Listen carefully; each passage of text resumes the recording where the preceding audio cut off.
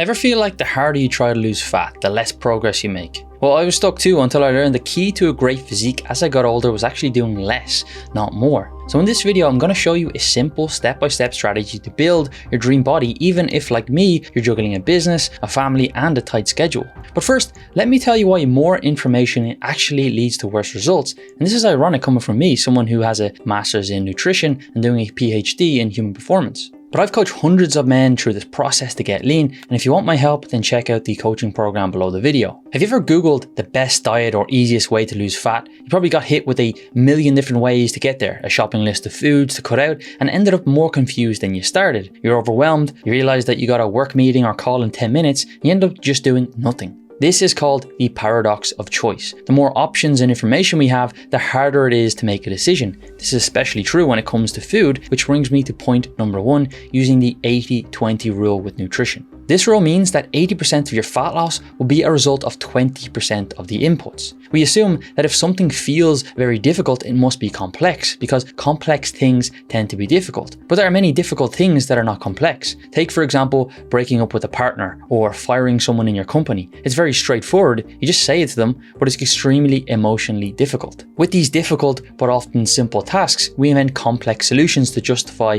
the difficulty we have with them. And this couldn't be more true with nutrition. The 80-20 minimalist approach to losing fat but not muscle is eating in a caloric deficit and eating enough protein. Everything else has literally diminishing returns. But we also need to make sure that it's sustainable, it keeps us relatively full, and it doesn't require a ton of effort. And you can do that by focusing on two things at your meals: plants and protein. Yes, tracking your calories does work, and I do recommend that for a lot of people, but if you're 25, 30 or even 40% body fat and you're feeling overwhelmed, simply building your meals around a protein base about the size of your palm of your hand and then adding some vegetables and fruit will shed off the fat. But how often should you actually eat? Well, here's where I'm about to commit fitness blasphemy. Eat less often. Look, I used to devour those bodybuilding magazines like they were protein bars. They literally all said the same thing. Your body is a furnace, you need to keep tossing logs on the fire, eat every 2 hours or your metabolism will slow down. But guess what? That is being completely debunked by science over and over. And let's be honest, unless you're a full-time chef or professional Tupperware enthusiast, who has time to prep, chop and cook 6 meals a day? I barely have time to microwave the filter coffee that went cold. I know that is disgusting, but that's what I do. So here's the plan: 2 proper meals a day packed with protein and plants, throw in a shake on top of that for good measure, done. Choose no or low cook options like Greek yogurt, ground beef, eggs or pre-cooked meats, and fill up your plate with as much fruit and non-starchy vegetables as you want. If you're really pressed for time, then you can opt for a meal prep service in your local area, like many of the clients that I work do, and that means no preparation at all. Following this approach, you'll get all the nutrition you need, your meals are actually satisfying, and you don't have to feel like you're grazing in a field all day like a lost sheep. Pick whatever fits your life and preference, breakfast and lunch or lunch and dinner. Yes, you might feel a little bit hungry at first by reducing the meal frequency, but your body is smarter than you think and it will adapt over time.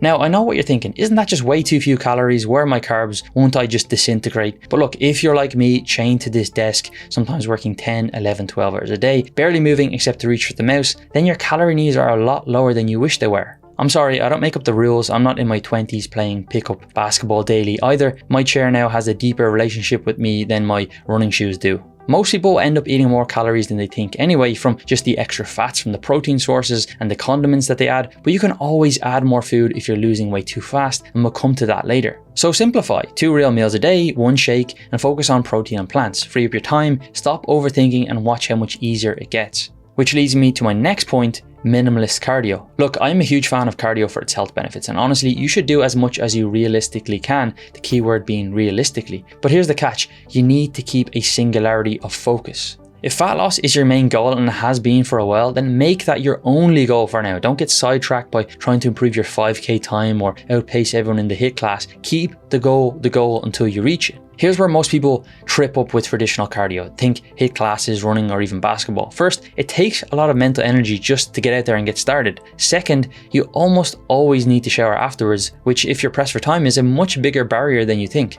The solution? Walking. Walking is easy, you can break it up throughout the day, you can take phone calls, listen to audiobooks, even use a walking pad at your desk, no extra showers required. The more you walk, honestly, the better, but there is no magic number. Even though walking is simple, it still takes time. As a rule of thumb, you'll get about 1,000 steps in 10 minutes of normal walking pace. So if you're convinced that you can't hit at least 6, 7 or 8,000 steps a day, that is your cue to double down on nutrition instead. In my experience, a combination of focusing on the nutrition and increasing your walking, but even by 2,000 or 3,000 steps is always going to be better. But I'm trying to get you to make progress in spite of your constraints here, not sitting here strategizing the optimal plan for somebody else. But if you only focus on nutrition and walking, then what will happen is you'll end up skinny, not lean. And there's a difference between looking like you missed lunch and looking like you actually lift. That's why the next important step is lifting weights. Here's the thing, most of the guys that I worked with have actually dabbled in the gym at least, but almost all of them are doing too much, not too little. You know the guy who's in the gym 6 days a week, he's doing chest day, back day, arm day, eyebrow day, and then he wonders why he's exhausted and not making any progress. Optimal training is about striking a balance between how much you do, which is volume, how often you do it, which is frequency, and then how hard you push, which is intensity. Do more and more and you hit a point where every extra set is just making you more tired, not stronger.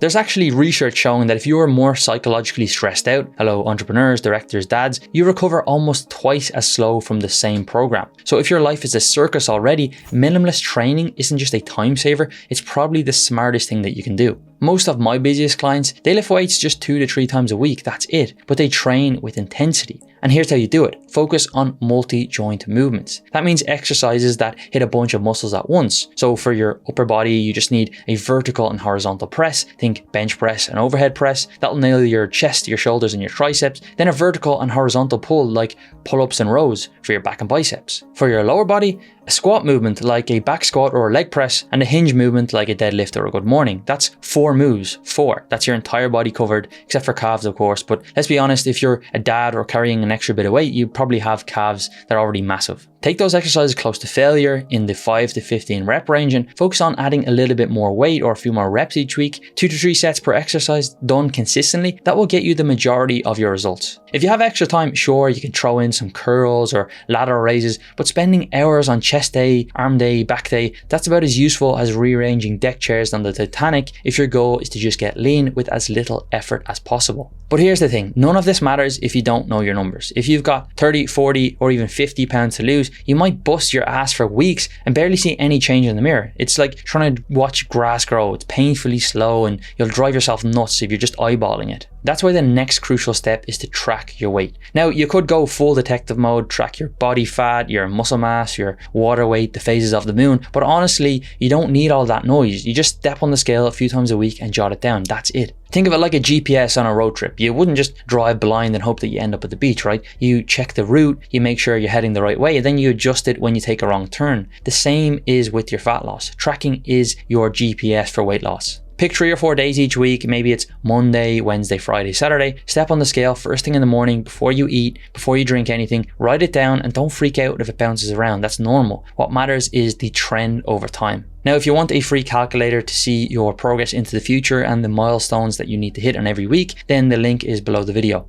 If fat loss slows down and you do feel like you're doing everything right, then the next step would be to track your calories to see where you might be eating a little bit extra. But honestly, this isn't typically something that's needed initially, especially if you're following the nutrition guidance that I've already given. Look, this approach won't get you to 5% body fat, but too many guys get caught up in the mental masturbation cycle of all the different things that they could do that they never actually end up sticking to anything long enough to see results. You need to think of the next milestone ahead of you. You need to get to 25, then 20%, then 15% body fat before you're trying to strategize how you're going to get ripped. Optimal on paper isn't what's optimal for you and your life right now, but if you can follow the steps that I've given, I promise that you'll see amazing changes. It's the protocol that I follow when I want to cut fat, but like I'm traveling a lot or I've got a hectic life period. And as I previously said, this is simple, but it's not necessarily easy for everyone. And helping men with that simple but often difficult task of getting lean is what I spend my day doing. So if you know what to do, but you find it hard to implement, then click the link below the video to see how I can work with you step by step until you get lean. And if you want to see how I'd personally get as lean as possible in as fast a time as possible, then check out this next video here.